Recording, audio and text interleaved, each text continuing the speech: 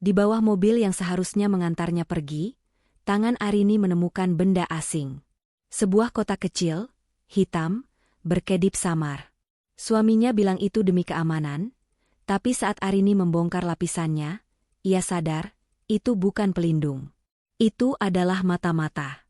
Aku dilarang tahu aku sedang dilacak, dan jika aku mengambilnya, nyawaku terancam karena... Sebelum ceritanya dimulai, silahkan tulis di kolom komentar dari daerah mana saja teman-teman yang menonton cerita ini. Jangan lupa like dan subscribe agar channel ini bisa semakin berkembang dan bisa mempersembahkan cerita yang lebih menarik lagi. Pukul 4 subuh. Lampu-lampu kota Jakarta yang tampak seperti permadani emas di bawah sana belum sepenuhnya padam. Di penthouse mewah mereka, suasana pagi yang seharusnya damai terasa tegang. Arini Dewianti, 32, dengan rambut coklat panjang yang diikat longgar, bergerak bolak-balik antara meja rias dan koper perak. Sebagai desainer grafis lepas yang sangat dihargai, ia harus terbang ke Surabaya untuk presentasi desain besar, tetapi ia memilih mengemudi. Perjalanan 12 jam ini adalah katarsis baginya, kesempatan untuk menjauh dari hiruk-pikuk Jakarta dan, secara tidak sadar, dari kegelisahan yang dibawa suaminya, Raka. Arini memasukkan sketsa dan tablet desainnya ke dalam tas laptop kulit. Ia menyukai proses ini, persiapan yang metodis, menandakan kemandiriannya. Namun, kemandirian itu kini terasa terancam oleh suaminya, Raka Ananta.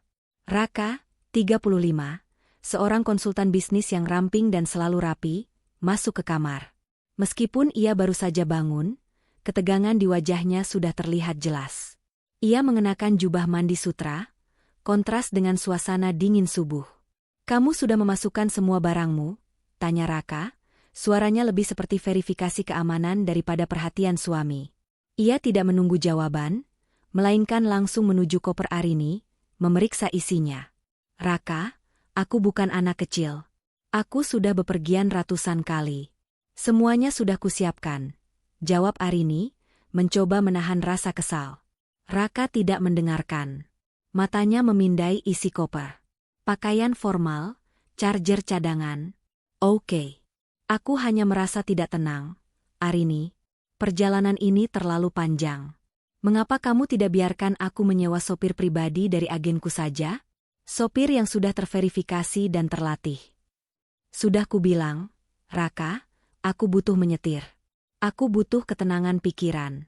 Aku ingin menikmati jalanan Trans Jawa. Aku tidak mau menghabiskan 12 jam di kursi penumpang, mengobrol basa-basi dengan sopir yang tidak kukenal. Ini me time bagiku, mengerti?"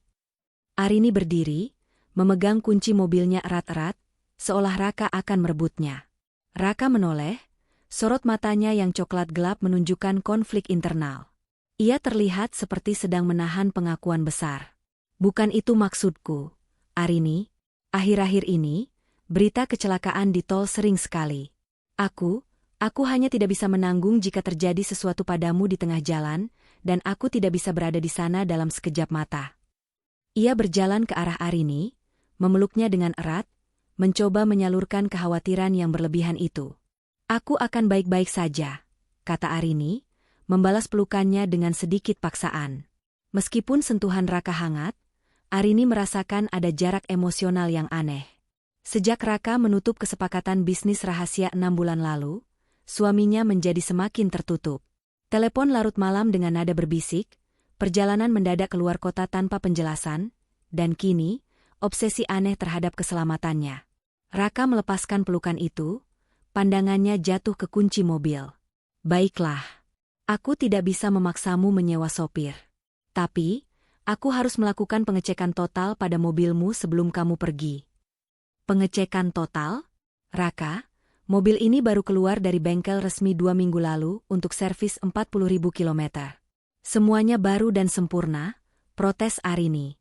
"Servis resmi hanya melihat mesin. Aku mau melihat seluruh mobilmu. Ban, tekanan, oli, dan ya, kolong mobilmu." Raka menekankan kata-kata itu dengan intensitas yang tidak wajar. "Aku harus memastikan tidak ada benda aneh yang tersangkut di kolong. Kamu tahu kan, kadang ada benda tajam yang terlempar ke kolong mobil dan bisa merusak undertray? Aku tidak akan tenang jika aku tidak mengeceknya sendiri. Berikan aku 15 menit. Itu yang terakhir aku minta, demi ketenangan pikiranku. Arini menatapnya, kelelahan beradu dengan kecurigaan. Permintaan Raka sangat logis di permukaan, suami yang protektif. Namun, detailnya, penekanan pada kolong mobil, terasa seperti sebuah pengakuan terselubung. Meskipun demikian, Arini tidak punya pilihan selain menyerah. Menolak sekarang hanya akan menimbulkan pertengkaran dan menunda kepergiannya. Baiklah, Raka. Ambil kuncinya. Tapi jangan lebih dari 15 menit. Aku harus sampai di Cikampek sebelum jam 6, kata Arini, menjatuhkan kunci ke telapak tangan Raka. Raka segera tersenyum lega. Senyumnya tampak tulus, namun kelegaan itu terlalu instan. Terima kasih, sayang. Aku janji, 15 menit. Kamu tunggu di sini, aku akan membawanya ke basement. Raka bergegas keluar. Arini duduk di tepi ranjang, menyesap kopinya yang sudah dingin. Ia merasa penthouse yang mewah ini kini terasa seperti sangkar berlapis emas. Di lantai P3 basement apartemen, keheningan hanya dipecahkan oleh dengungan pendingin udara. Raka tiba di mobil BMW X3 hitam milik Arini. Langkahnya cepat dan terarah, menunjukkan bahwa ini bukan hanya pemeriksaan random. Raka mengeluarkan ponsel cadangan yang kecil dan murah dari saku jubahnya. Ponsel ini tidak memiliki koneksi internet, hanya berfungsi untuk SMS dan panggilan darurat. Ia mengirimkan pesan singkat, kodenya hanya berisi 3 angka yang tidak memiliki makna jelas bagi orang lain, 721. Ini adalah kode konfirmasi bahwa target sudah dalam pengawasannya.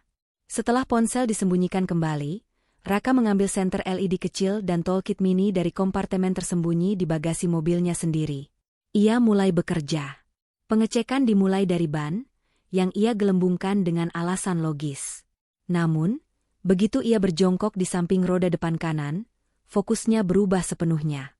Ia menyalakan senter, cahayanya menembus kegelapan di bawah mobil, tepat ke area kolong mobil dan bagian dalam fender lining yang terbuat dari plastik. Dengan gerakan yang sangat terlatih, ia membersihkan sedikit debu.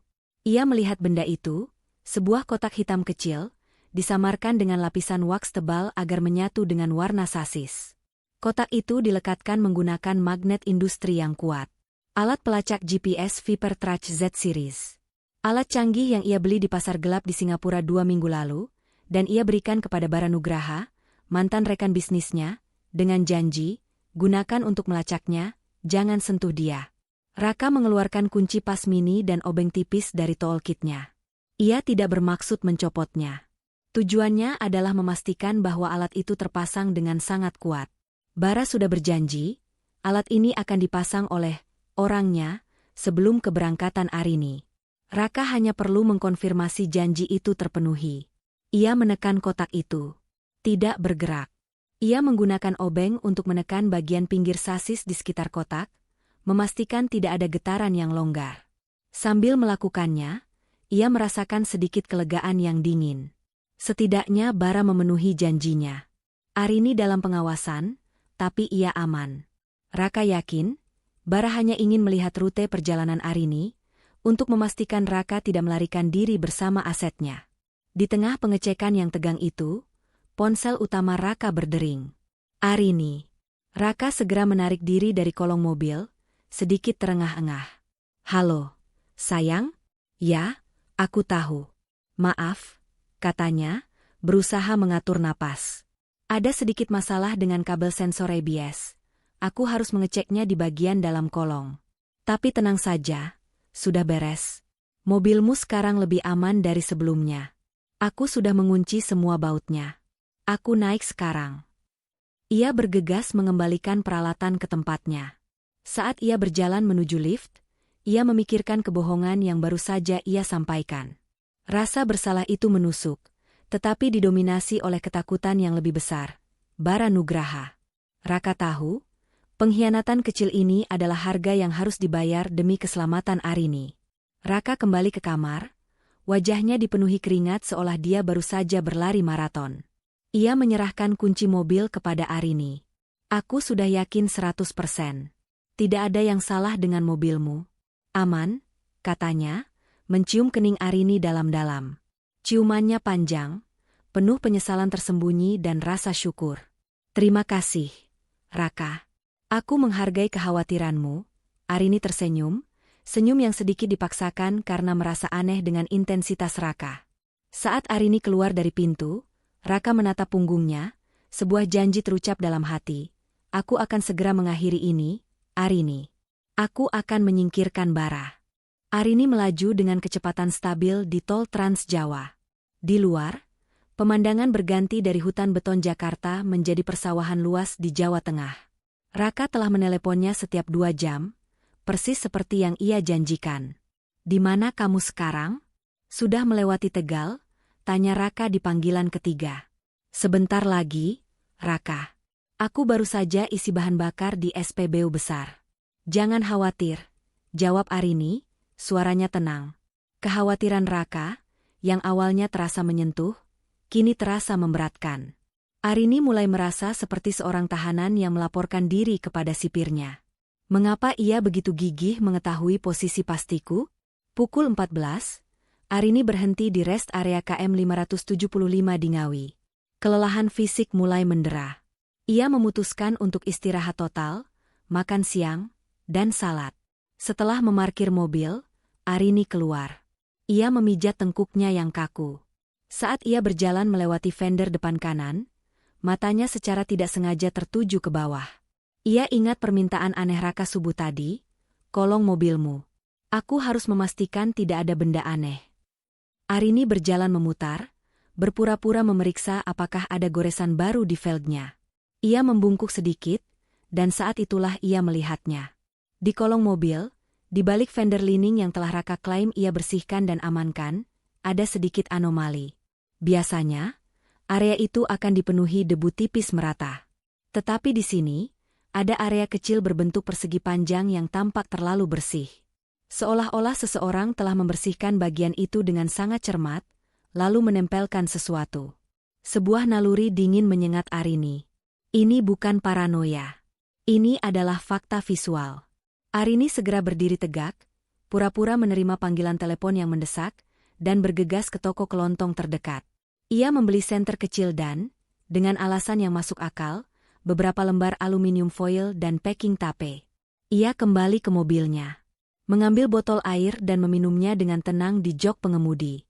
Sambil minum, ia menyalakan senter kecil itu dan mengarahkannya ke bawah melalui celah kecil di bawah kemudi. Cahaya putih LED mengungkapkan bentuk yang tidak wajar. Kotak persegi panjang, hitam, disamarkan dengan baik, tetapi jelas menonjol dari kontur sasis. Di salah satu sudutnya, kilatan kecil lampu merah berkedip setiap 5 detik. Kilatan sinyal. Jantung Arini mencelos. Darahnya terasa dingin. Itu adalah alat pelacak GPS yang sangat canggih. Bukan tracker murahan yang biasa dipasang tukang kredit, tapi perangkat dengan desain industri yang solid. Arini merasakan pengkhianatan yang pedih. Raka tidak hanya tahu. Raka yang memastikan alat ini terpasang. Dengan sangat hati-hati, Arini berpura-pura menjatuhkan kunci di kolong mobil. Ia berjongkok, tangannya gemetar, dan meraih sasis di area tempat alat itu menempel. Perekat magnetiknya sangat kuat. Setelah beberapa upaya, ia berhasil menyelipkan kuku dan kartunya di antara alat dan sasis. Kletek. Alat itu terlepas. Arini segera menyambarnya, menyembunyikannya di telapak tangannya yang berkeringat. Ia berdiri tegak, secepat mungkin masuk ke dalam mobil, dan menguncinya. Di dalam mobil, Arini mengambil napas yang dalam dan bergetar. Dia menatap benda hitam di tangannya. Pengkhianatan Raka kini berwujud fisik. Ia merasakan amarah yang murni, bercampur dengan ketakutan yang menusuk. Mengapa Raka melakukan ini? Apakah dia benar-benar curiga aku selingkuh? Atau ini tentang bisnis gelapnya? Arini tahu, jika ia membuang alat ini, sinyalnya akan hilang, dan Raka pasti akan panik. Kepanikan Raka akan mengancam keselamatan Arini. Ia harus bertindak seolah-olah tidak terjadi apa-apa. Arini membuka kantong belanjanya, mengeluarkan gulungan aluminium foil. Dengan tangan yang kini lebih stabil, ia membungkus alat pelacak itu berlapis-lapis. Ia memastikan setiap milimeter permukaan kotak itu tertutup oleh logam reflektif. Ini adalah teknik yang ia pelajari dari film dan artikel siber, yang diharapkan bisa memblokir sinyal GPS dan GSM alat itu, membuatnya tampak mati bagi operatornya. Arini kemudian mengambil packing tape yang ia beli, dan dengan sangat hati-hati, ia merekatkan alat yang sudah terbungkus foil itu ke bagian dalam lubang kecil di dalam tasbih kayu koleksi suaminya, yang selalu tersimpan di laci dashboard.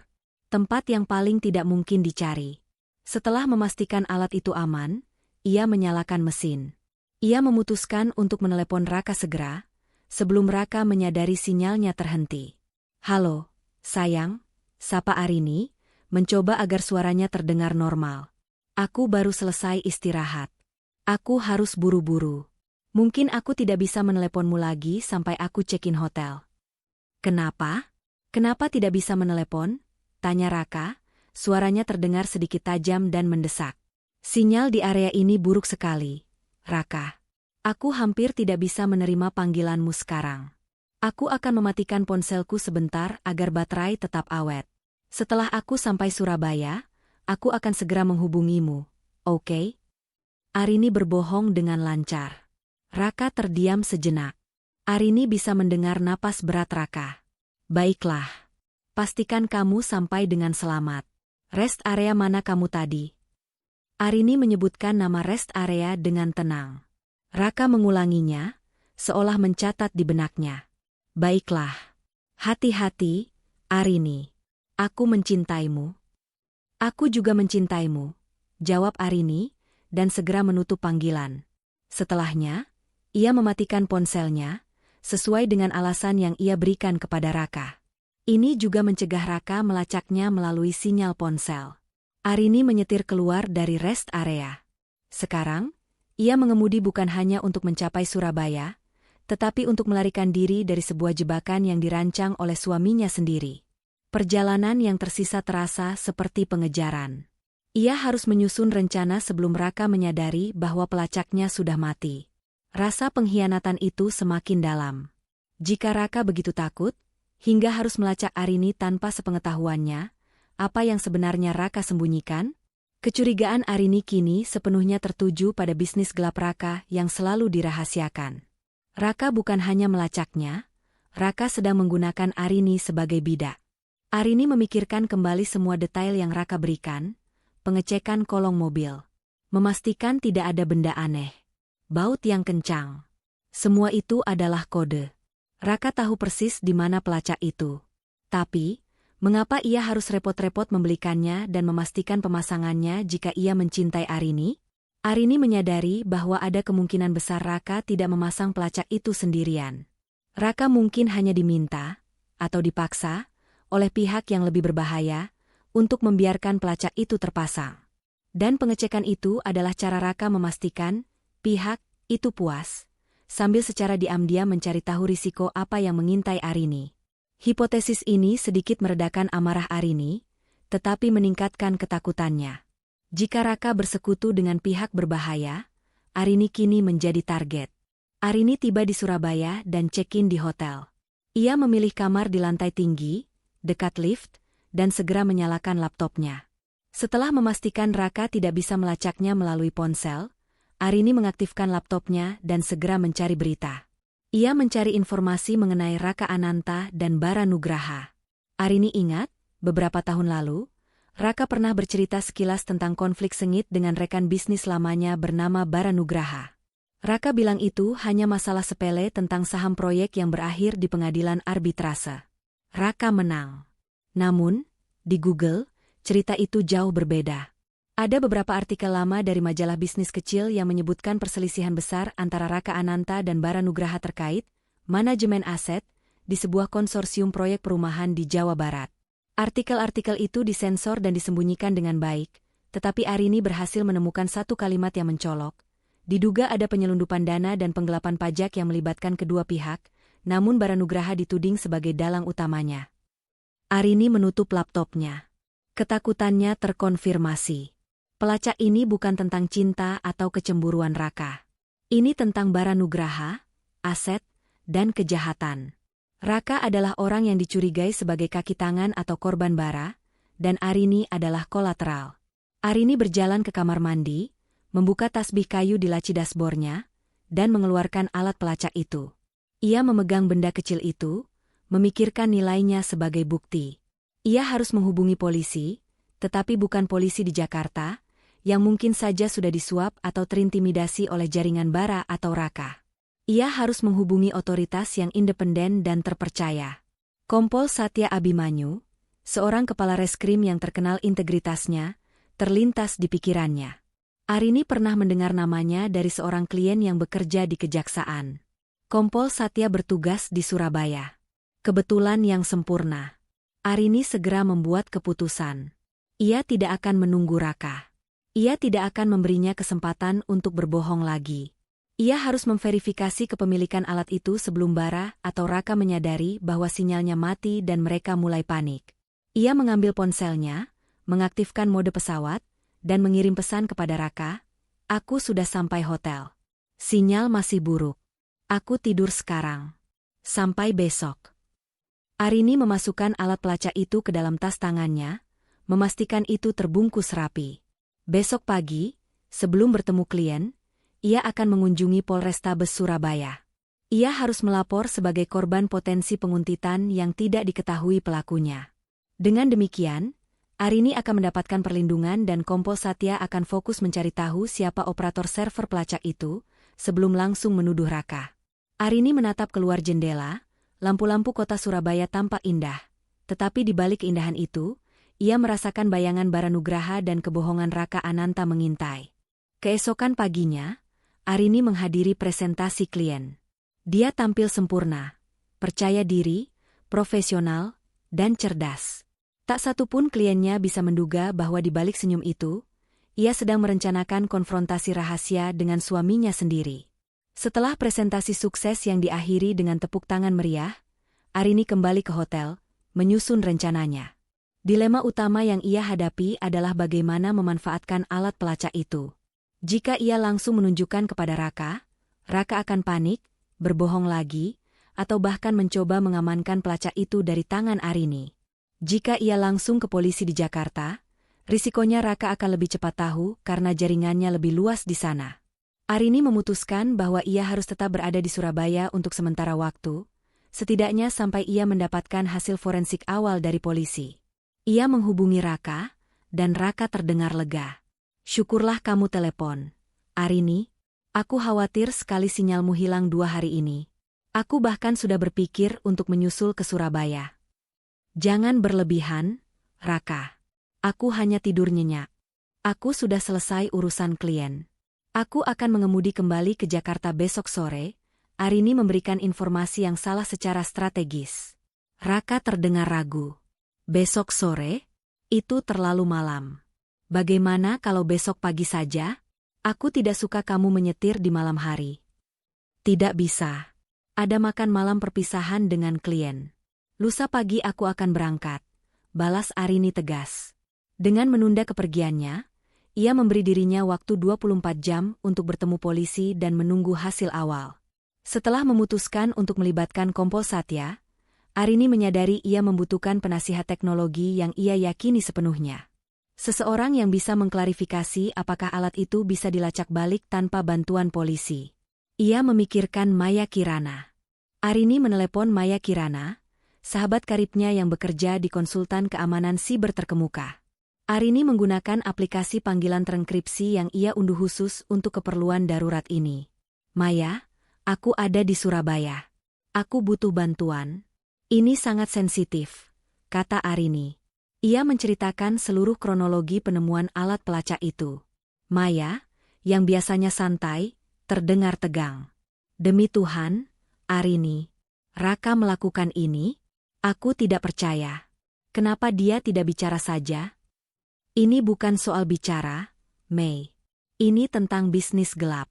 Alat ini bukan pelacak cemburu biasa. Aku butuh kamu lihat fotonya. Aku sudah membungkusnya dengan foil, tetapi aku ingin tahu model dan kemampuan alat ini," jelas Arini.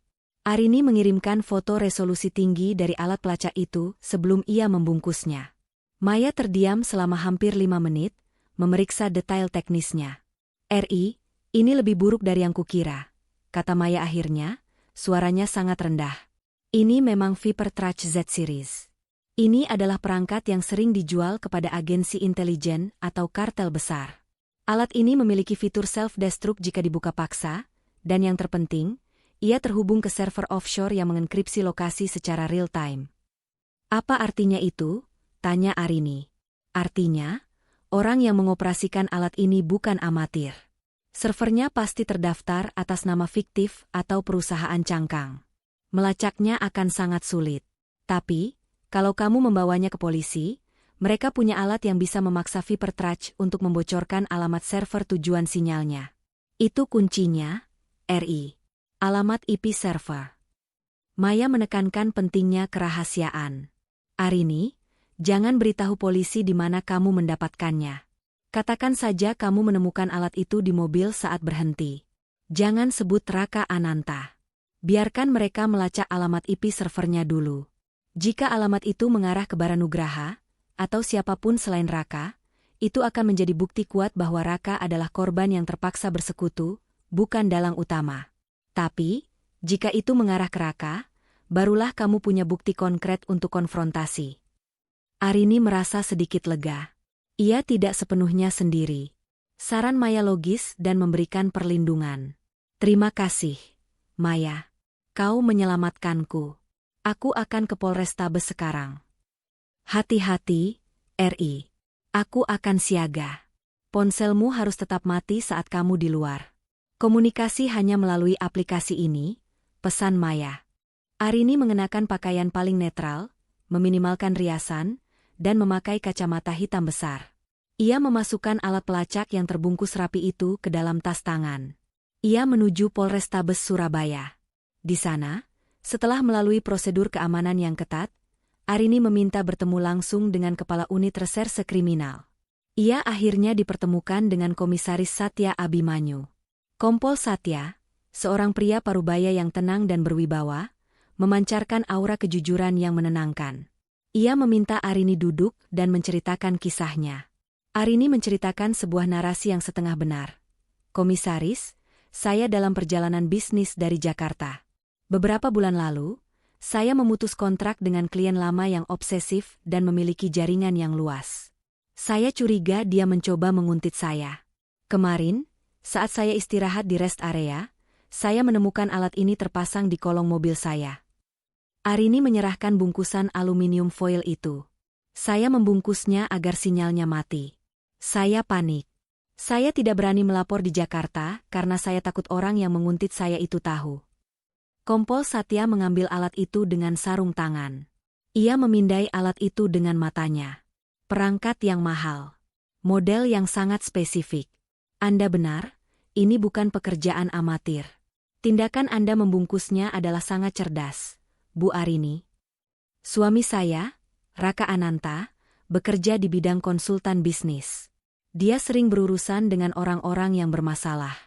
Saya khawatir ini adalah ancaman terselubung yang diarahkan kepadanya melalui saya. Tambah Arini, mengarahkan penyelidikan secara halus ke arah bisnis Raka, bukan perselingkuhan. Kompol Satya mencatat. Kami akan segera mengirimkan ini ke lab forensik siber untuk mencari dua hal. Nomor serinya, meskipun kami ragu alat ini terdaftar, dan yang paling penting, alamat IP server tujuannya. Ini adalah satu-satunya cara kita bisa menemukan dalangnya. Kompol Satya menatap Arini. Saya mengapresiasi keberanian Anda melapor. Untuk sementara, tolong tetap bersikap seolah-olah Anda tidak tahu apa-apa. Jangan nyalakan ponsel utama Anda, kecuali Anda sudah pasti berada di tempat aman. Dan jangan beritahu siapapun, termasuk suami Anda, bahwa Anda sudah menyerahkan alat ini kepada kami. Arini merasa lega. Polisi berada di jalur yang benar. Saya mengerti, Komisaris. Saya akan menghubungi Anda dalam 2 hari. Arini meninggalkan Polrestabes dengan hati yang sedikit ringan. Untuk pertama kalinya, ia merasa memiliki kendali atas situasi yang mengancam ini. 2 hari kemudian, Arini sudah kembali di Jakarta. Kehidupan rumah tangga kembali normal, tetapi lapisan es di antara mereka menebal. Raka terus-menerus bertanya tentang perjalanannya, tentang mobilnya, dan apakah ia baik-baik saja. Arini selalu menjawab dengan senyum palsu. Raka terlihat semakin gelisah. Sinyal pelacak di mobil Arini sudah mati selama 2 hari. Mobilmu baik-baik saja, kan? Sudah kamu cuci? Tanya Raka saat mereka makan malam. Sudah. Aku mencucinya di Surabaya sebelum berangkat. Kenapa? Kamu khawatir mobilmu kotor? Arini membalas dengan nada bercanda, tetapi matanya mengamati reaksi Raka. Tidak, aku hanya khawatir ada kerusakan. Alat elektronik kadang bisa rusak karena kelembaban, kata Raka, menutupi kecemasannya dengan alasan teknis yang lemah. Tepat saat Raka selesai bicara, ponsel rahasia Arini yang ia sembunyikan di dalam buku tebal bergetar. Itu dari Kompol Satya. Arini segera meminta izin ke kamar mandi. Di dalam kamar mandi, Arini membaca pesan Kompol Satya. Bu Arini, kami mendapatkan hasil awal yang penting. Alat ini, seperti yang diduga, terhubung ke server VPS di Eropa yang sangat terenkripsi. Kami berhasil menembus lapisan awal enkripsi. Server itu didaftarkan atas nama PT Ananta Raya Karsa. Kami menelusuri perusahaan itu. PT tersebut adalah perusahaan cangkang yang dikendalikan oleh Bara Nugraha. Kami juga menemukan bahwa perusahaan fiktif Bara ini memiliki koneksi ke aset yang pernah dikelola bersama oleh Bara dan suami Anda, Raka Ananta, 3 tahun lalu. Singkatnya, pelacakan ini didalangi oleh Bara Nugraha. Motifnya kemungkinan besar pemerasan terkait bisnis lama. Kami tidak menemukan nama Raka Ananta sebagai pengguna server, tetapi sebagai pihak yang memiliki hubungan finansial yang dalam dengan PT Ananta Raya Karsa. Arini bersandar di dinding. Dia terkejut, namun bukan karena penemuan Bara. Ia terkejut karena Raka, meski terlihat seperti dalang di balik layar, ternyata adalah bidak kedua Bara. Raka adalah korban. Namun, ia masih ingat Raka yang mengecek kolong mobil. Arini memutar otak. Jika Bara yang memasang, mengapa Raka harus repot memastikan pelacak itu aman di mobil Arini? Hanya ada satu kesimpulan logis. Raka tahu Bara akan memasang pelacak itu, atau Rakalah yang membelikan pelacak itu untuk Bara, dengan perjanjian bahwa Bara hanya akan mengawasi Arini. Pengecekan kolong mobil Raka adalah konfirmasi bahwa ia telah memenuhi permintaan Bara. Arini segera membalas pesan Kompol Satya, tolong lacak semua transfer dana dalam 6 bulan terakhir antara Raka Ananta dan Bara Nugraha. Saya curiga ada pembayaran, jaminan, atau tebusan. Ia keluar dari kamar mandi, memasang wajah yang sangat serius. Ia harus menghadapi Raka. Tapi ia harus bersikap sangat hati-hati. Di saat Arini sedang memproses informasi dari Kompol Satya, Raka sendiri sedang berada dalam kondisi panik total. Raka mengunci diri di ruang kerjanya dan menelepon Bara Nugraha dari ponsel rahasianya. Sinyal pelacaknya mati total. Bara, sejak dia berhenti di Ngawi, sinyalnya berhenti bergerak. Ada apa ini? Tuntut Raka, suaranya parau. Bara tertawa dingin di seberang. Santai, Raka. Alat canggih pun bisa rusak. Atau mungkin istrimu memarkirnya di basement yang terlalu dalam. Tidak perlu panik. Asalkan mobilnya sudah kembali ke basement apartemenmu, berarti dia aman. Aku hanya butuh tahu dia tidak lari. Aku sudah mengecek sendiri. Mobilnya di basement kami. Tapi aku tidak suka alat itu mati. Aku perlu memastikan dia aman, balas Raka. Tentu saja dia aman, Raka. Bukankah kamu sudah memberiku jaminan 2,5 miliar rupiah? Dan bukankah kamu sudah mengurus instalasi alatnya sendiri? Aku percaya padamu. Selama istrimu ada di rumah, aset yang kamu sembunyikan itu juga ada. Aku akan mendapatkan semuanya segera. Hanya butuh beberapa hari lagi. Jangan panik, kata Bara, nadanya meremehkan. Raka merasa terhina dan putus asa. Kirim orangmu untuk memasang yang baru. Aku tidak mau dia tanpa pengawasan. Tidak perlu, Raka. Aku hanya perlu melihat pergerakannya sampai aku mendapatkan apa yang kuminta. Jika aku mengirim orangku sekarang, kamu akan terlihat panik dan itu akan menarik perhatian yang tidak perlu. Kita tunggu saja. Alat itu akan rebot sendiri, potong Bara. Raka menutup telepon. Ia tidak percaya pada Bara. Bara terdengar terlalu tenang. Raka berjalan mondar-mandir di ruang kerjanya. Ia ingat percakapannya dengan Maya Kirana seminggu yang lalu. Raka telah menghubungi Maya secara anonim melalui perantara, meminta software pengawasan ponsel tercanggih. Alasannya adalah untuk memantau karyawan. Raka segera membuka laptopnya, mengakses dashboard dari software pengawas ponsel yang ia beli. Software itu menunjukkan lokasi real-time ponsel Arini, dan yang terpenting, semua komunikasi, termasuk panggilan dan pesan, terekam. Raka melihat log terbaru, panggilan keluar ke Maya Kirana, terenkripsi. Pesan terenkripsi diterima, Arini tidak membuka pesan itu. Raka panik. Maya adalah sahabat Arini. Arini pasti sudah berbicara dengan Maya. Arini pasti sudah tahu. Raka segera berlari keluar, mencari Arini yang sedang duduk di sofa ruang tamu. Sayang, smartphone kamu. Mana? Aku mau mengeceknya. Sejak sinyalnya hilang, aku khawatir ada virus atau malware, kata Raka, berusaha terdengar seperti suami yang khawatir. Arini menatapnya, senyum tipis, namun mata Arini dingin. Ponselku baik-baik saja, Raka. Aku hanya mematikannya agar tidak diganggu. Berikan padaku. Aku akan menginstal antivirus terbaru. Aku hanya ingin memastikan. Raka mencoba meraih ponsel di meja samping. Arini memegang ponsel itu lebih dulu. Aku sudah menginstal antivirus terkuat, Raka. Yang aku beli dari Maya Kirana. Ingat, Maya? Wajah Raka membeku. Arini tahu. Ia tahu tentang Maya, dan ia tahu tentang software itu. Aku tahu kau sudah melacakku, Raka. Dan aku tahu kau berbohong tentang pelacak di mobilku. Kau yang membelinya, dan kau yang mengizinkan Bara mengawasiku. Aku tahu semuanya. Arini berbicara dengan tenang, kekuatannya berasal dari kebenaran yang baru saja ia himpun. Raka mundur selangkah, terpojok. Arini, sayang, biarkan aku jelaskan. Ini tidak seperti yang kamu bayangkan. Aku melakukan ini untuk melindungimu. Konfrontasi di ruang tamu itu terasa seperti ledakan emosional yang tertahan selama berbulan-bulan. Raka, yang biasanya terlihat kokoh dan percaya diri, kini tampak rapuh dan putus asa. Bagaimana kamu tahu tentang Maya? Dan bagaimana kamu tahu tentang pelacak itu? Raka berbisik, tidak lagi menyangkal, tetapi mencari tahu sejauh mana Arini tahu. Aku tahu karena aku menemukan alat itu di rest area. Dan aku tahu tentang Maya karena aku sahabatnya.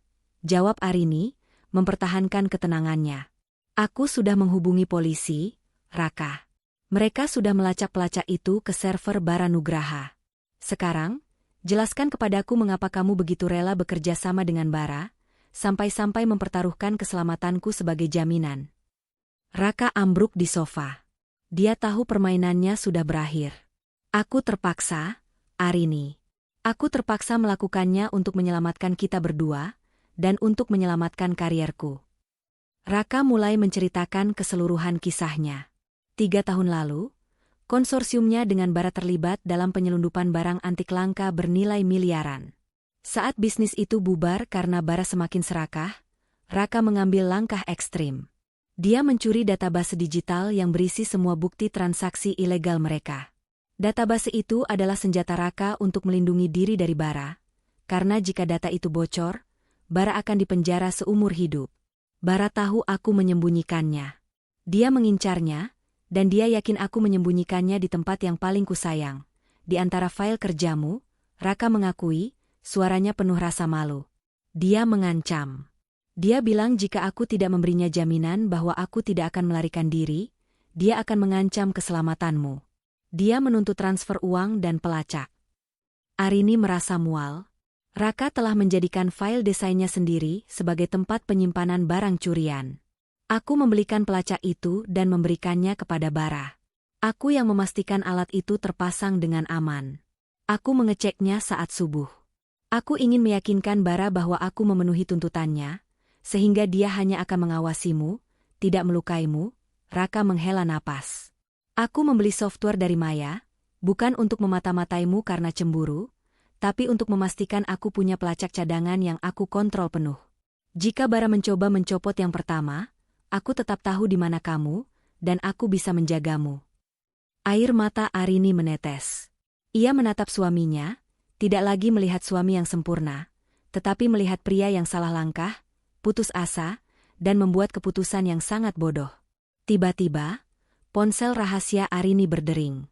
Kompol Satya. Arini mengangkatnya, memberi isyarat kepada Raka untuk diam. Komisaris, saya sedang bersama Raka. Apa ada perkembangan baru? Ya, Bu Arini. Kami melacak semua transfer dana. Ada 3 transfer besar dari Raka ke PT Ananta Raya Karsa, total 2,5 miliar rupiah. Semua dana itu ditarik tunai oleh Baranugraha sehari setelah transfer. Itu dikonfirmasi sebagai uang tebusan. Tapi ada transfer mencurigakan lain, kata Kompol Satya. Kompol Satya melanjutkan penjelasannya. Transfer yang mencurigakan itu bukan hanya transfer tebusan dari Raka ke Bara. Kami menemukan transfer keluar dari rekening Raka Ananta sebesar 500 juta rupiah kepada seseorang bernama Maya Kirana, rekan bisnis Anda. Transfer ini dilakukan melalui perusahaan cangkang fiktif. Kami sudah memeriksa Maya. Ia mengakui menerima transfer, namun ia yakin kliennya adalah anonim yang ingin membeli software keamanan siber untuk perusahaan, jelas Kompol Satya. Raka yang mendengar nama Maya dari mulut Kompol Satya langsung tertunduk malu. Itu untuk software pengawas ponsel, Arini. Itu untuk rencana cadanganku. Aku tidak mau dia tahu aku yang membelinya. Masalahnya, Raka, kamu melakukan transaksi dengan orang yang salah. Dan itu membuat jaringan ini semakin rumit, kata Arini. Kompol Satya menambahkan, kami juga menemukan transfer dari rekening Raka ke sebuah perusahaan keamanan swasta terkemuka di Jakarta, dan private investigator mereka ternyata ditugaskan untuk mengawasi Baranugraha. Raka, kamu telah menciptakan lingkaran pengawasan yang berputar, dan semuanya berakhir di Arini. Kompol Satya kini berbicara langsung kepada Raka. Raka Ananta, kamu telah mengkonfirmasi motif Bara. Dia menuntut aset yang ada pada database itu. Dia menggunakan istrimu sebagai sandera emosional dan fisik.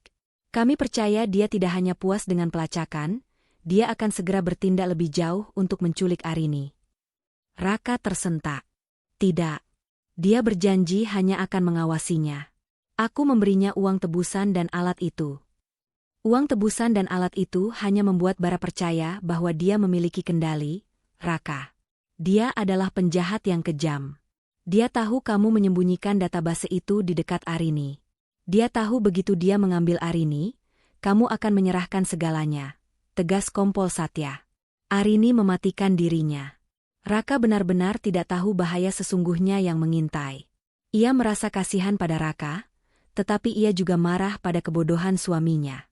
Arini kemudian teringat detail dari pengecekan keuangannya. Ia segera bertanya kepada Kompol Satya. Komisaris, Raka juga melakukan transfer kecil ke rekening asing dari perusahaan pengiriman uang rahasia. Apakah itu penting? Kompol Satya terdiam sejenak. Transfer asing, kami akan segera melacaknya. Itu mungkin adalah aset yang Bara tidak ketahui, atau Raka sedang menyembunyikan uang untuk melarikan diri. Setelah Kompol Satya menutup telepon, Arini menatap Raka. Suaminya kini tampak seperti anak kecil yang dimarahi, ketakutan, dan menyesal. Duduk, Raka. Kita harus bicara. Dari awal hingga akhir, perintah Arini. Raka menjelaskan detail database itu. Isinya adalah data enkripsi ganda tentang lokasi warehouse dan aset penyelundupan senilai total lebih dari 50 miliar rupiah. Bara ingin semua itu, karena Raka telah berhasil menyembunyikannya selama setahun terakhir. Aku tidak bisa menyerahkan database itu, Arini. Jika Bara mendapatkannya, dia akan menggunakannya untuk melanjutkan bisnis kotornya. Aku akan menjadi kaki tangannya seumur hidup, kata Raka. Arini menghela napas. Tapi kau mengorbankan aku sebagai jaminan. Pikirkan ini, Raka. Jika Bara tahu aku sudah menemukan pelacak itu, dia akan panik. Jika dia tahu aku sudah menghubungi polisi, dia akan langsung bergerak. Aku harus tetap menjadi umpan, Raka. Umpan yang tahu segalanya. Tidak. Aku tidak akan membiarkanmu menjadi umpan lagi. Raka menentang. Lalu apa rencanamu? Membawaku ke pulau terpencil dan hidup dalam persembunyian? Bara akan menemukan kita. Dia akan terus mengancammu, Arini membalas dengan logis. Kita harus menggunakan informasi ini. Kita harus memancing Bara keluar. Arini kemudian kembali ke pertanyaan yang paling mengusiknya, transfer asing. Raka, Transfer kecil yang kamu lakukan ke rekening asing itu. Apa itu? Apakah kamu merencanakan pelarian? Apakah kamu menyembunyikan aset yang lain? Raka ragu. Itu adalah asuransi. Sebagian kecil uang yang kusisihkan sebagai dana pelarian, jika Bara benar-benar mencoba melukaimu. Aku berencana membawamu pergi, Arini, menjauh dari semua ini, segera setelah aku berhasil memindahkan aset Bara yang aku kontrol ke tempat yang aman. Arini menatap Raka. Pengakuan itu terasa seperti penyesalan yang mendalam. Raka memang brengsek, tetapi dia melakukannya karena dia mencintai Arini dengan caranya yang bengkok. Arini mengambil keputusan. Baiklah. Kita akan bekerja sama dengan Kompol Satya. Kita akan memancing Bara. Tapi kamu harus berjanji, Raka. Setelah ini berakhir, kita akan jujur pada diri kita sendiri. Aku ingin semua kebohonganmu berakhir. Aku ingin tahu Raka Ananta yang sebenarnya. Raka mengangguk, air mata menggenang di matanya. Aku janji, Arini. Demi Tuhan, aku janji. Untuk memperkuat strategi mereka, Kompol Satya meminta Arini dan Raka untuk menyediakan seluruh akses data keuangan mereka. Raka awalnya ragu, tetapi desakan Arini dan janji Kompol Satya untuk merahasiakannya membuatnya menyerah. Saat memeriksa detail transaksi Raka, Kompol Satya menemukan hal lain. Raka, selain transfer ke Bara dan dana pelarian asing, ada serangkaian transfer rutin ke panti asuhan di Bogor dalam 2 tahun terakhir. Jumlahnya signifikan, kata Kompol Satya, menunjukkan catatan bank. Raka terlihat malu. Itu adalah donasi rutin. Aku tidak pernah mau membahasnya. Dan mengapa kamu malu, Raka? Tanya Arini. Karena itu adalah panti asuhan tempat aku dibesarkan. Aku tidak pernah ingin ada yang tahu masa laluku. Aku ingin dikenal sebagai Raka Ananta yang sukses, bukan anak panti yang miskin, Raka mengakui. Arini merasa terharu. Di balik lapisan kebohongan, ketamakan, dan ketakutan, ada Raka yang rentan dan murah hati. Ini meyakinkan Arini bahwa ada kebaikan dalam diri suaminya yang layak diselamatkan. Namun, Kompol Satya kembali pada tujuan utama. Arini, saya dan tim siber baru saja menganalisis data pergerakan Bara Nugraha. Sejak sinyal pelacak mobil Anda mati, Bara menjadi sangat aktif. Komunikasi terbarunya mengarah pada penyewaan gudang lama di Cikarang. Dan dia memanggil beberapa orang untuk penjemputan. Ini adalah sinyal yang jelas. Penjemputan? Tanya Raka dengan ngeri. Ya. Bara percaya Arini akan segera kembali ke Jakarta untuk mengurus database itu. Dia akan menyergap Arini di dalam atau di sekitar apartemen Anda, jelas Kompol Satya. Kita harus mendahuluinya. Kita harus menggunakan gudang itu sebagai lokasi jebakan. Kompol Satya menjelaskan rencananya. Raka harus menghubungi Bara, berpura-pura menyerah, dan setuju untuk mengirim database itu ke gudang Cikarang, yang sebenarnya sudah dikepung tim kepolisian. Kunci untuk meyakinkan Bara adalah Arini yang mengantarkan barang itu. Ini berisiko tinggi. Bara akan menuntut Arini datang sendirian. Jika ada polisi di dekatnya, dia akan curiga, kata Kompol Satya. Aku akan ikut, kata Raka tegas. Aku tidak akan membiarkan Arini pergi sendirian. Jika Bara menuntutku, aku harus ada di sana sebagai cadangan. Arini memegang tangan Raka. Kita lakukan ini bersama. Tapi kali ini, kita akan menang. Raka membuat panggilan telepon kepada Bara Nugraha, sementara Kompol Satya dan tim intelijennya merekam setiap kata. Raka harus tampil menyedihkan, kalah, dan putus asa. Bara, aku menyerah. Aku tidak tahan lagi dengan permainan ini. Aku tidak mau Arini dalam bahaya. Aku akan memberimu database itu. Aku akan menyerahkan kuncinya, kata Raka, suaranya dipenuhi frustrasi. Akhirnya kamu menjadi pria yang masuk akal, Raka. Aku tahu kamu tidak bisa bertahan tanpanya. Bara tertawa sinis. Aku akan menyuruh Arini membawa flash drive yang berisi kunci enkripsi database itu. Dia akan mengantarkannya ke gudang Cikarang yang kau sewa itu. Jangan macam-macam dengannya. Setelah dia memberikannya, kau harus segera pergi dan melupakan kami. Raka berakting dengan sangat baik. Bara ragu sejenak. Kenapa bukan kamu sendiri, Raka? Apakah kamu takut berhadapan denganku? Tentu saja aku takut. Aku tahu kamu akan mencoba membunuhku setelah mendapatkan itu. Jadi biarkan Arini yang mengantarkannya. Dia tidak tahu apa-apa tentang isinya, dia hanya pembawa pesan. Jika kamu mencoba menyentuhnya, aku akan meledakkan semua aset yang kamu incar. Raka berbohong, menggunakan ancaman aset yang sudah ia kendalikan. Bara akhirnya setuju. Baiklah. Biarkan Arini datang sendirian. Jika aku melihat satupun mobil mencurigakan atau polisi, aku akan membawa istrimu, dan kamu tidak akan melihatnya lagi. Pastikan dia membawa ponselnya. Aku ingin mengawasinya hingga detik terakhir. Panggilan ditutup. Raka menatap Arini dengan tatapan penuh keputusasaan. Dia ingin kamu datang sendirian. Dia tahu kita sudah tahu. Kompol Satya memandang mereka berdua. Bara sengaja meminta ponsel Arini aktif untuk menguji apakah pelacaknya masih berfungsi. Ini adalah jebakan dua arah. Raka, kamu harus tetap di sini.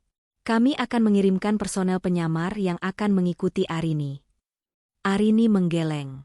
Ia tahu Bara akan curiga jika Arini hanya membawa flash drive kecil.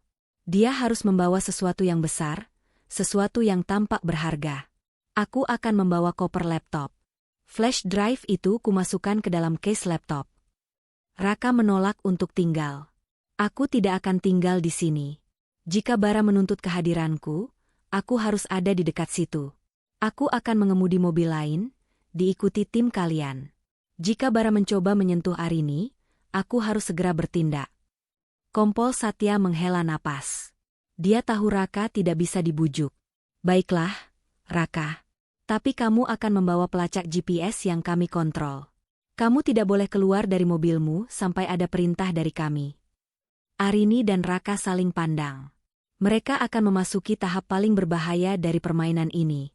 Kepercayaan mereka yang hampir hancur kini menjadi satu-satunya senjata mereka. Kompol Satya dan timnya segera menyusun rencana detail. Gudang di Cikarang telah diamankan. Tim penembak jitu dan tim sergap disebar di sekitar lokasi, menyamar sebagai pekerja konstruksi, penjual makanan, dan pengemudi truk yang parkir. Arini diberi flash drive kosong dan sebuah koper laptop yang tampak penting. Di dalam koper itu, selain flash drive, disematkan alat penyadap audio dan video yang sangat kecil. Ia juga diberi instruksi ketat untuk bersikap takut, tetapi tidak terlalu panik. Ingat, Bu Arini, Bara ingin melihat keputusasaan Anda. Dia ingin tahu Anda hanyalah bidak yang ketakutan. Instruksi Kompol Satya. Ponsel Anda harus aktif, tetapi sinyalnya akan kami jam di area tertentu, sehingga Bara hanya bisa melihat lokasi fake yang kami sediakan. Raka, yang mengenakan pakaian yang tidak mencolok, duduk di mobil lain, ditemani oleh dua personel intelijen. Raka terlihat pucat, namun tekad di matanya lebih kuat dari sebelumnya. Arini, jika terjadi sesuatu, lari ke arah mobil van biru. Tim kami ada di sana, bisik Raka sebelum Arini masuk ke mobilnya. Aku akan baik-baik saja, Raka. Kau yang harus menahan diri. Jangan bertindak gegabah, jawab Arini. Mobil Arini melaju keluar dari apartemen tepat pukul 15. Ponselnya aktif, menyiarkan sinyal lokasi, dan Bara Nugraha pasti sedang mengamatinya. Raka dan timnya mengikuti dari jarak 500 meter. Sepanjang perjalanan, Raka terus mengawasi layar monitor tim intelijen. Ia melihat titik sinyal Arini bergerak. Ia merasa setiap detak jantungnya seperti pukulan drum. Rasa bersalahnya kini berlipat ganda. Dialah yang menciptakan situasi berbahaya ini dengan kebohongan dan keputusasaannya. Raka menoleh kepada intelijen yang menemaninya. Apa yang terjadi jika Bara curiga? Apa rencana cadangan kita? Rencana cadangan kita adalah Anda, Tuan Raka. Jika Bara menuntut kehadiran Anda akan muncul. Itu akan mengganggu fokusnya, dan tim kami akan segera menyergap. Jawab personel itu dengan tenang. Raka mengepalkan tinjunya. Ia benci menjadi bidak, tetapi kini ia harus menjadi bidak yang menyelamatkan ratu. Arini tiba di lokasi gudang. Tempat itu adalah kawasan industri lama yang ditinggalkan, dikelilingi pagar kawat berduri. Udara terasa berat dan sunyi. Arini memarkir mobilnya di tengah area terbuka, sesuai instruksi. Beberapa menit kemudian, sebuah mobil van hitam kusam memasuki area itu. Dari van itu, keluar Bara Nugraha yang terlihat seperti preman, ditemani dua anak buahnya yang bertubuh besar. Bara berjalan ke arah mobil Arini, pistol di tangan. Wajahnya dipenuhi senyum kemenangan yang kejam. Keluar, Arini. Pelan-pelan. Dan jangan berani-berani menekan tombol darurat apapun. Perintah Bara, suaranya parau dan mengancam. Arini keluar dari mobil, membawa koper laptop di tangannya.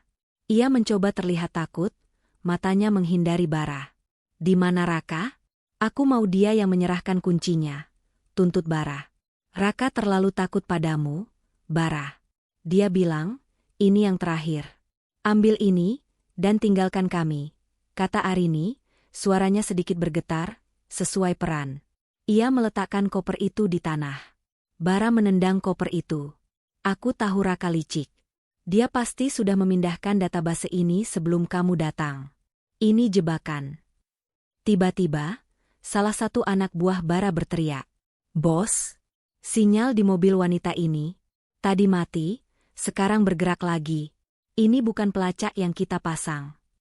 Bara terkejut. "Apa? Tak kusangka ternyata." Bara tidak menyadari bahwa setelah pelacaknya mati, Raka telah membeli software pelacak ponsel dari Maya, yang sinyalnya kini aktif dan dimanipulasi oleh Kompol Satya. Bara berpikir Raka telah memasang pelacak yang sama sekali baru di mobil Arini. Bara menatap Arini dengan amarah. "Kamu tahu. Kamu sudah tahu. Raka mengirimu untuk mempermainkanku." Bara mengacungkan pistolnya ke arah Arini. "Di mana database aslinya, Arini? Katakan padaku, atau aku akan pastikan Raka melihatmu berdarah di depan matanya." Saat Bara mendekati Arini, dari kejauhan, Raka melihat semuanya melalui binokular. Ia melihat pistol Bara diarahkan ke kepala Arini. Raka tidak bisa menahan diri lagi. "Bergerak sekarang. Istriku dalam bahaya," teriak Raka kepada personel intelijen di mobilnya. Tim intelijen belum mendapatkan perintah sergap dari Kompol Satya, tetapi melihat Bara mengancam nyawa Arini, Raka mengambil keputusan cepat. "Minggir." Raka mendorong personel intelijen itu, membuka pintu mobil, dan berlari sekencang mungkin menuju gudang. Saat Bara hendak mencengkeram lengan Arini, sebuah suara berteriak keras dari kejauhan. "Lepaskan istriku, Bara. Kau hanya berani melawan wanita?" Bara menoleh, melihat Raka berlari ke arah mereka. Wajah Bara dipenuhi amarah. "Raka Ananta, kau pengecut. Kau berani menunjukkan dirimu di akhir permainan ini? Ambil saja databasenya, Bara. Aku di sini. Jangan sentuh Arini," teriak Raka. Perhatian Bara kini teralih sepenuhnya ke Raka. Bara menyuruh kedua anak buahnya untuk mengepung Raka. Saat Raka mendekat, anak buah Bara segera menerjang. Raka, yang selama ini terlihat seperti pria kantoran yang lemah, tiba-tiba bertarung dengan amarah yang mendalam. Ia menggunakan teknik bela diri dasar yang ia pelajari bertahun-tahun lalu, melindungi Arini dengan tubuhnya. Raka berkelahi dengan sengit, melindungi istrinya, bukti bahwa cintanya, meskipun dikaburkan oleh kebohongan dan ketakutan, adalah nyata. Perkelahian itu menciptakan kekacauan yang Kompol Satya butuhkan. Kompol Satya, yang mengawasi dari kejauhan, segera memberikan perintah sergap. "Sekarang, sergap." Tiba-tiba, sirene meraung dari segala arah. Mobil van biru, target yang disebutkan Raka kepada Arini, meluncur ke arah mereka. Tim sergap bersenjata lengkap, menyamar sebagai pekerja proyek, keluar dari persembunyian mereka. Bara menyadari bahwa ia telah masuk ke dalam jebakan total. Ia menembakkan pistolnya ke udara dan mencoba melarikan diri ke dalam gudang. Saat tim polisi menyerbu, Raka berhasil menendang perut salah satu anak buah Bara. Ia segera menarik Arini menjauh dari zona tembak, menuju perlindungan mobil van biru. "Kamu baik-baik saja?" tanya Raka, napasnya tersengal. Wajahnya terluka, tetapi matanya hanya fokus pada Arini. "Aku baik-baik saja. Terima kasih, Raka. Sekarang, biar polisi yang urus," jawab Arini, lega melihat suaminya berjuang demi dia. Kompol Satya dan dua personelnya mengejar Bara ke dalam gudang. Di dalam gudang yang gelap, Bara berusaha mencari jalan keluar lain. Terdengar suara benturan dan raungan Bara yang frustrasi. Kompol Satya berhasil memojokkan Bara di sudut gudang. Setelah perlawanan singkat, Bara dilumpuhkan. Raka dan Arini berjalan ke arah gudang. Raka memeluk erat Arini. Mereka melihat Bara Nugraha diborgol, wajahnya penuh kebencian. Raka Ananta, kau pengkhianat. Kau dan istrimu akan membayar untuk ini. Aku bersumpah, teriak Bara saat digiring keluar. Raka hanya menatap Bara dengan dingin.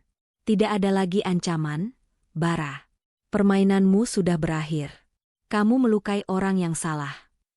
Kompol Satya berjalan ke arah Raka dan Arini. Bara Nugraha dan kedua anak buahnya sudah ditangkap.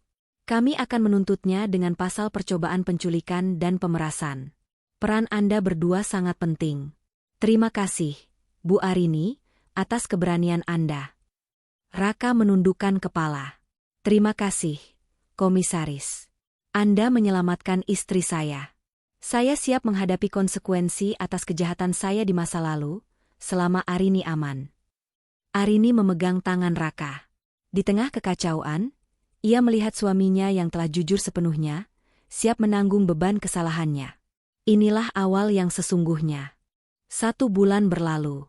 Bara Nugraha dijatuhi hukuman berat. Raka Ananta bekerja sama sepenuhnya dengan pihak kepolisian dalam mengungkap jaringan penyelundupan aset lama mereka.